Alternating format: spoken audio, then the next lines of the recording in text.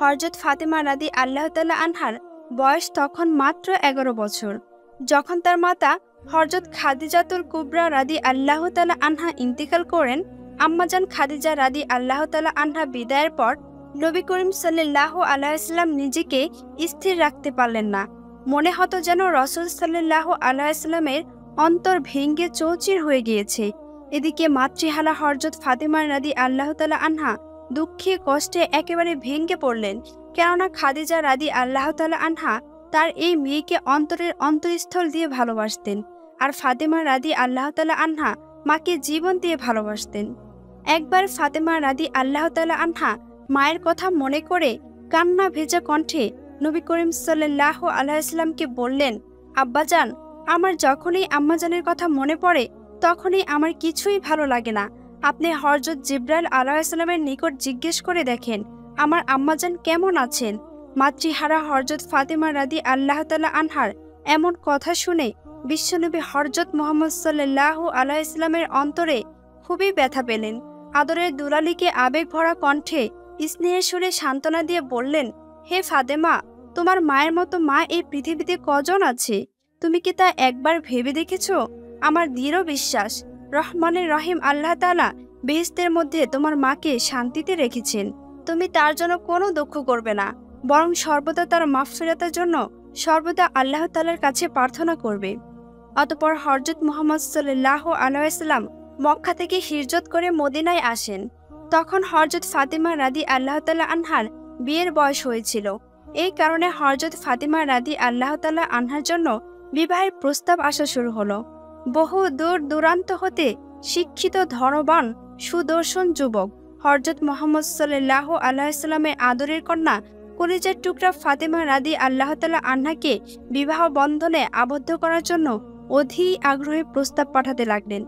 এমনকি আনসার এবং মুজাহির সাহাবীরাও নবী করিম সাল্লাল্লাহু আলাইহি ওয়াসাল্লামের কাছে প্রস্তাব পেশ করলেন। কিন্তু মহানবী হযরত মুহাম্মদ সাল্লাল্লাহু আলাইহি ওয়াসাল্লাম কোনো কথা না দিয়ে চুপচাপ থাকলেন। অবশেষে হযরত আলী রাদি আল্লাহ তাআলা আনহু বিয়ের জন্য আবেদন করলেন। হযরত আলী রাদি আল্লাহ তাআলা আনহু আবেদন করার সাথে সাথে হযরত মুহাম্মদ সাল্লাল্লাহু আলাইহি ওয়াসাল্লাম বললেন, বিবাহের মোহরানা আদায় করার মতো তোমার নিকট কি আছে? হযরত আলী রাদি আল্লাহ তাআলা আনহু বললেন, আমার কাছে একটি ঘোড়া আর একটি বর্ম ছাড়া আর কিছুই নেই। তখন রাসূল সাল্লাল্লাহু আলাইহি ওয়াসাল্লাম বললেন, যুদ্ধের জন্য অবশ্যই ঘোড়া দরকার, তাই তুমি বর্ণটি বিক্রি করতে পারো।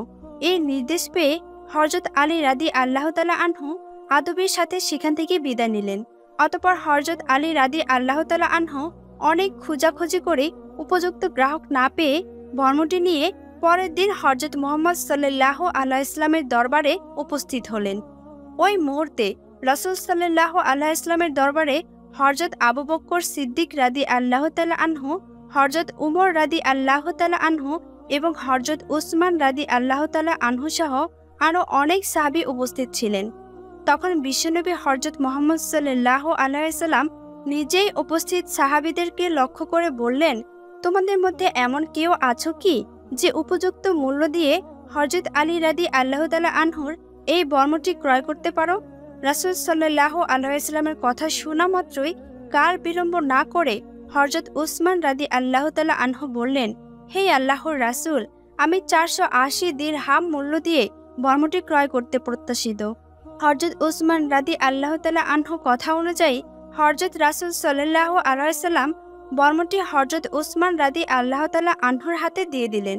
হযরত উসমান রাদি আল্লাহ তাআলা আনহু মনের খুশিতে নগদ 480 দিরহাম দিয়ে বর্মটি কিনে নিলেন এবং এই অর্থ রাসূল সাল্লাল্লাহু আলাইহি ওয়াসাল্লামকে দিয়ে দিলেন। অতঃপর হযরত মুহাম্মদ সাল্লাল্লাহু আলাইহি ওয়াসাল্লাম টাকা নিয়ে হযরত আলী রাদি আল্লাহর হাতে দিয়ে দিলেন। অতঃপর হযরত রাসূল সাল্লাল্লাহু আলাইহি ওয়াসাল্লাম এর নির্দেশে হযরত আলী রাদি আল্লাহ তাআলা আনহু মসজিদে উপস্থিত হলেন। হযরত রাসূল সাল্লাল্লাহু আলাইহি ওয়াসাল্লাম নিজেই বিবাহের খুতবা পাঠ করলেন। খুতবা শেষ করে রাসূল সাল্লাল্লাহু আলাইহি ওয়াসাল্লাম উপস্থিত সাহাবীদেরকে লক্ষ্য করে বললেন, তোমরা সকলে জেনে রাখো এবং সাক্ষী থাকো, আমি 400 দিরহাম মোহরের বিনিময়ে আলী ইবনে আবু তালিবের সাথে আমার কন্যা ফাতিমাকে বিবাহ দিচ্ছি। এরপর হযরত মুহাম্মদ সাল্লাল্লাহু আলাইহি ওয়াসাল্লাম হযরত আলী রাদি আল্লাহ তাআলা আনহুকে সম্বোধন করে বললেন, আমি আমার কন্যা ফাতেমাতুজ জোহরাকে 400 দিরহাম মোহরের বিনিময়ে তোমার সঙ্গে বিবাহ দিলাম। তোমার এতে সম্মতি আছে কি? তখন হযরত আলী রাদিয়াল্লাহু তাআলা আনহু বললেন, আলহামদুলিল্লাহ, কবুল। শুভ বিবাহের আনুষ্ঠানিকতা শেষ হবার পর রাসূল সাল্লাল্লাহু আলাইহি ওয়াসাল্লামের প্রিয় জামাতা হযরত আলী রাদিয়াল্লাহু তাআলা আনহুকে আপন নিজ গৃহে নিয়ে গেলেন। যেহেতু আলী রাদিয়াল্লাহু তাআলা আনহুর নিজস্ব কোনো বাড়ি ছিল না, তাই ফাতেমা রাদিয়াল্লাহু তাআলা আনহা তার বাবার ঘরেই থেকে যান। বিয়ে শাদীর পর হযরত আলী রাদিয়াল্লাহু তাআলা আনহু একা একা থাকা আর সহ্য হলো না। এক পর্যায়ে তিনি ফাতেমা রাদিয়াল্লাহু তাআলা আনহাকে সর্বদা কাছে রাখার ইচ্ছে পোষণ করলেন। কিন্তু তিনি তাকে নিয়ে কোথায় রাখবেন? তার তো কোনো ঘর বাড়ি ছিল না। তিনি নিজেই থাকেন পরের বাড়িতে। হযরত আলী রাদিয়াল্লাহু তাআলা আনহু নিজে চলতে পারে না। নিজে যখন চলতে পারে না, তখন অন্যের দায়িত্ব কিভাবে নেবেন? তার অবস্থা এমন হয় যে একবেলা আহার করেন আর 3 বেলা পেটে পাথর বেঁধে থাকেন। এসব চিন্তা করে হযরত আলী রাদিয়াল্লাহু তাআলা আনহু নিজেকে অসহায় ভাবতে শুরু করলেন। বিবাহের পর স্ত্রী স্বামীর বাড়িতে না থেকে পিত্রালয়ে থাকবেন, এটা স্বামীর জন্য কখনোই ভালো বিষয় নয়। মনে মনে অনেক চিন্তা করলেও ফাতেমা রাদিয়াল্লাহু তাআলা আনহার কথা মনে করলে তাকে সার্বক্ষণিক কাছে পাওয়ার জন্য মন ব্যাকুল হয়ে ওঠে। ফলে হযরত আলী রাদিয়াল্লাহু তাআলা আনহু মনে সংকল্প ঝেড়ে ফেলে দিয়ে তিনি ইচ্ছে করলেন যেভাবেই হোক তিনি স্ত্রীকে তার ঘরে নিয়ে আসবেন। শেষ পর্যন্ত হযরত আলী রাদিয়াল্লাহু তাআলা আনহু প্রিয়তমা স্ত্রী হযরত ফাতেমা রাদিয়াল্লাহু তাআলা আনহাকে নিয়ে স্বাধীনভাবে ঘর সংসার করার জন্য একটি ভাড়া বাড়ি নিলেন। কিন্তু মনের মধ্যে আশার জাল বললেও অতিশয় লাজুক হযরত আলী রাদিয়াল্লাহু তাআলা আনহু রাসূল সাল্লাল্লাহু আলাইহি ওয়াসাল্লামের কাছে গিয়ে বলতে পারলেন না যে আপনার কলিজার টুকরো মেয়েকে আপনার ঘর হতে আমার ভাড়া করা ছোট্ট বাড়িতে নিয়ে যাব। হযরত আলী রাদিয়াল্লাহু তাআলা আনহু হযরত ফাতেমা রাদিয়াল্লাহু তাআলা আনহাকে তার গৃহে নিয়ে আসার বিষয়টা নিয়ে সবসময় গভীর চিন্তায় নিমগ্ন থাকতেন। এক পর্যায়ে হযরত আলী রাদিয়াল্লাহু তাআলা আনহুর ছোট ভাই হযরত আকিল রাদিয়াল্লাহু তাআলা আনহু তার ভাইয়ের মনের চঞ্চলতা দেখে বুঝতে পারলেন, যার কারণে তিনি একদিন ভাইকে বললেন, আমার মনের একান্তিক ইচ্ছা আপনি আপনার স্ত্রীকে নিজের বাড়িতে নিয়ে আসুন। ভাইয়ের কথা শুনে হযরত আলী রাদিয়াল্লাহু তাআলা আনহু রাসূল সাল্লাল্লাহু আলাইহি ওয়াসাল্লামের অনুমতির কথা বললেন। আকিল রাদিয়াল্লাহু তাআলা আনহু ভাইয়ের এমন কথা শোনা মাত্র হযরত আলী রাদিয়াল্লাহু তাআলা আনহুকে নিয়ে উম্মুল মুমিনিন হযরত আয়েশা রাদিয়াল্লাহু তাআলা আনহার ঘরে চলে গেলেন। আকিলের মুখে হযরত আলী রাদিয়াল্লাহু তাআলা আনহুর বাসনার কথা শুনে হযরত আয়েশা রাদিয়াল্লাহু তাআলা আনহা রাসূল সাল্লাল্লাহু আলাইহি ওয়াসাল্লামের দরবারে উপস্থিত হলেন। হযরত আয়েশা রাদিয়াল্লাহু তাআলা আনহা সালাম দিয়ে নবী করিম সাল্লাল্লাহু আলাইহি ওয়াসাল্লামকে বললেন, আমার চাচাতো ভাই হযরত আলী রাদিয়াল্লাহু তাআলা আনহু আপনার কলিজার টুকরো মেয়ে এবং তার স্ত্রী হযরত ফাতেমা রাদিয়াল্লাহু তাআলা আনহাকে তার নিজের গৃহে নেয়ার জন্য বিলাসী হয়েছেন। কিন্তু হযরত আলী রাদিয়াল্লাহু তাআলা আনহু অতিশয় লাজুক বলে এই বিষয়ে আপনাকে জানাবার মতো সাহস করতে পারছেন না। হযরত আয়েশা রাদিয়াল্লাহু তাআলা আনহার মুখে এই কথা শুনে হযরত আলী রাদিয়াল্লাহু তাআলা আনহুকে বিশেষভাবে নবী করিম সাল্লাল্লাহু আলাইহি ওয়াসাল্লামের সামনে উপস্থিত হওয়ার জন্য বললেন। লাজুক হযরত আলী রাদিয়াল্লাহু তাআলা আনহু আদবের সাথে তার সামনে আসলেন। হযরত আলী রাদিয়াল্লাহু তাআলা আনহুর আনন্দ দেখে রাসূল সাল্লাল্লাহু আলাইহি ওয়াসাল্লাম বললেন, আলী, তোমার কি ইচ্ছা? আমি তোমার স্ত্রী ফাতেমাকে আমার ঘর থেকে বিদায় করে দিই। তখন হযরত আলী রাদিয়াল্লাহু তাআলা আনহু আদবের সাথে বিনীত হয়ে বললেন, ইয়া রাসূল সাল্লাল্লাহু আলাইহি ওয়াসাল্লাম, আমার এটাই আরজি। হযরত আলী রাদিয়াল্লাহু তাআলা আনহুর মুখে হ্যাঁ বোধক কথা শুনে রাসূল সাল্লাল্লাহু আলাইহি ওয়াসাল্লাম কিছু দিরহাম তার হাতে তুলে দিয়ে বললেন, বাজার থেকে আটা, ঘি ইত্যাদি কিনে আনো। অতঃপর আলী রাদিয়াল্লাহু তাআলা আনহু বাজার করে নিয়ে আসলেন।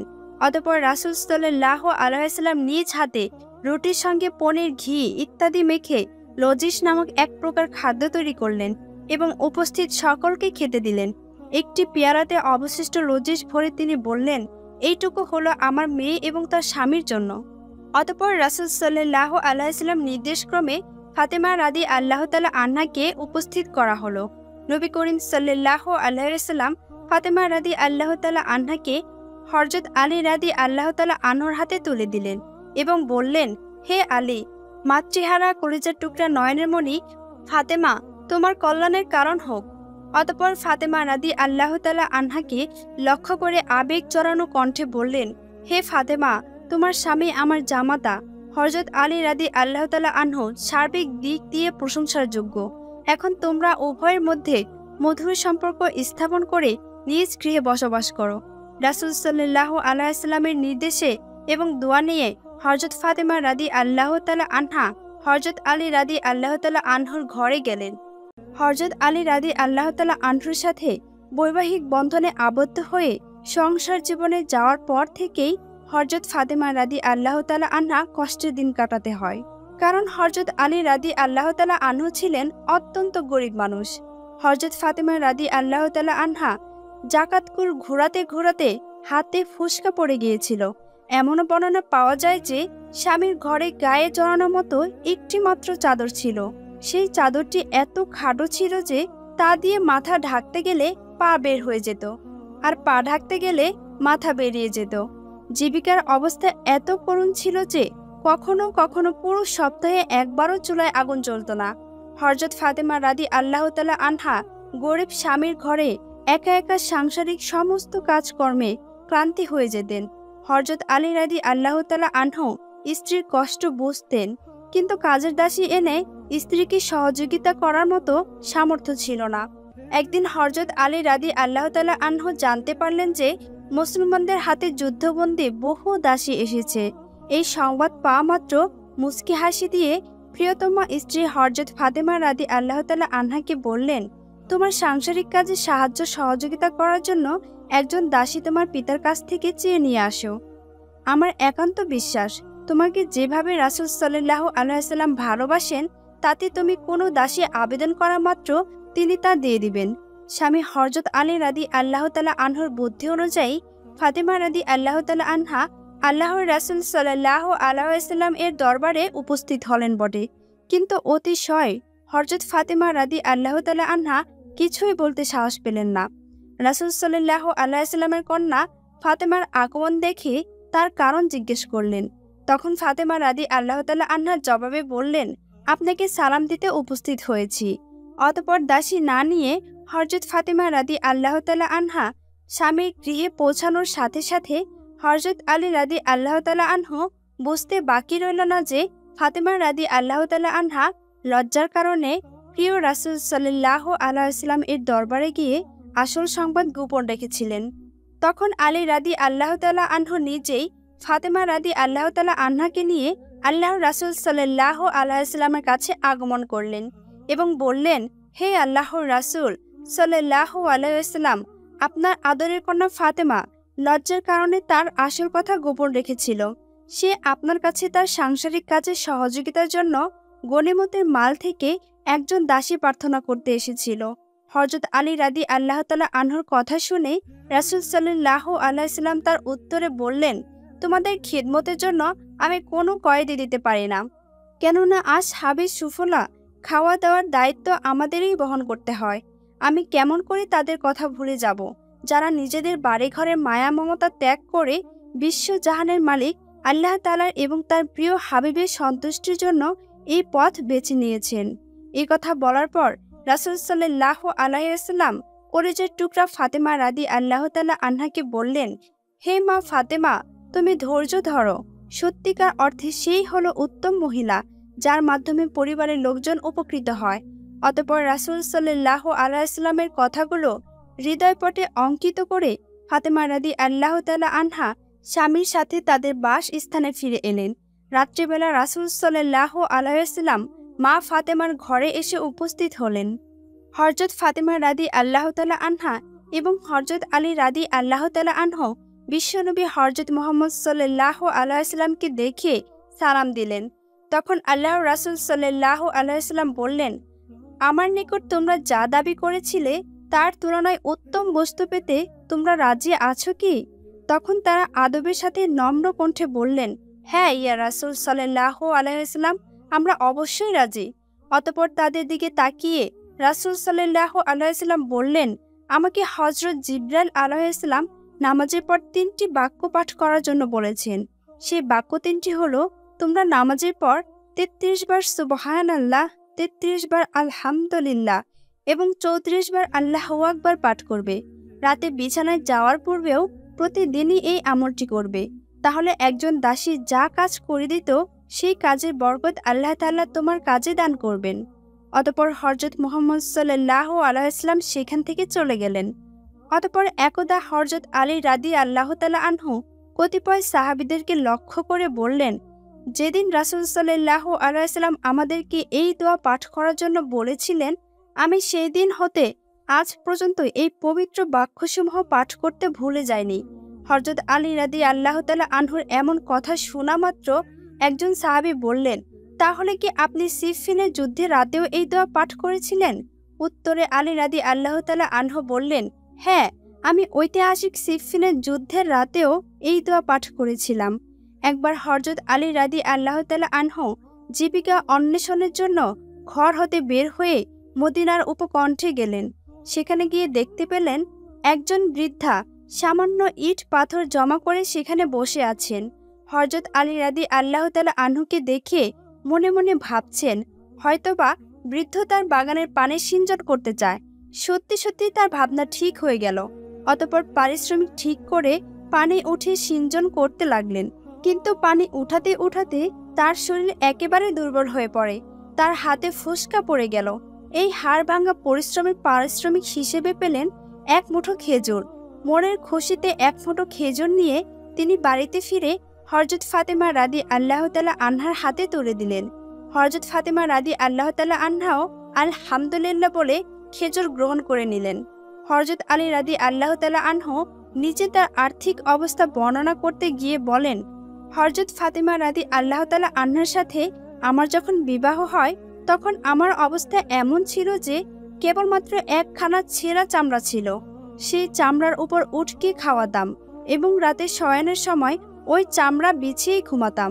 অন্য আরেকটি বর্ণনা থেকে জানা যায়, একদা রাসূল সাল্লাল্লাহু আলাইহি ওয়াসাল্লাম হযরত ফাতেমা রাদিয়াল্লাহু তাআলা আনহার ঘরে গিয়ে দেখেন ফাতেমা রাদিয়াল্লাহু তাআলা আনহা উটের চামড়া পরে আছেন। সে চামড়ার মধ্যে ছিল 13টি তালি। ওই সময় হযরত ফাতেমা রাদিয়াল্লাহু তাআলা আনহা আটা পিষছিলেন এবং আল্লাহ তাআলার মহান গ্রন্থ আল কুরআনের বাণী পড়ছিলেন। আদরের কন্যার এমন কষ্ট দেখে রাসূল সাল্লাল্লাহু আলাইহি ওয়াসাল্লাম মনে কোনো কষ্ট নিলেন না। হে ফাতেমা, ধৈর্যের মাধ্যমে পার্থিব জগতের সকল কষ্ট শেষ করো এবং আখিরাতের স্থায়ী শান্তি এবং খুশির প্রহর গুনতে থাকো। রহমানুর রহিম আল্লাহ তাআলা তোমাদেরকে উত্তম পুরস্কার দেবেন। একদিন হযরত ফাতেমা রাদিয়াল্লাহু তাআলা আনহা মসজিদে নববীতে তাশরিফ নিয়ে গেলেন এবং রুটির কয়েকটি ছোট ছোট টুকরা রাসূল সাল্লাল্লাহু আলাইহি ওয়াসাল্লামের পবিত্র হাতে দিলেন। রাসূল সাল্লাল্লাহু আলাইহি ওয়াসাল্লাম তখন ফাতেমা রাদিয়াল্লাহু তাআলা আনহাকে জিজ্ঞেস করলেন, এই রুটির ছোট টুকরাগুলো তুমি কোথা থেকে পেলে? তখন জবাবে ফাতেমা রাদিয়াল্লাহু তাআলা আনহা নম্র কণ্ঠে বললেন, আব্বাজান, অল্প কিছু গম পিষিয়ে রুটি বানিয়েছিলাম। আমরা যখন মুখে দিচ্ছিলাম তখন আপনার কথা মনে পড়ল, তাই আপনার জন্য সামান্য কিছু রেখে দিয়েছিলাম। তৃতীয় বেলা অনাহারে থাকার পর আজ ভাগ্যে আমাদের রুটিটুকু মিলেছে।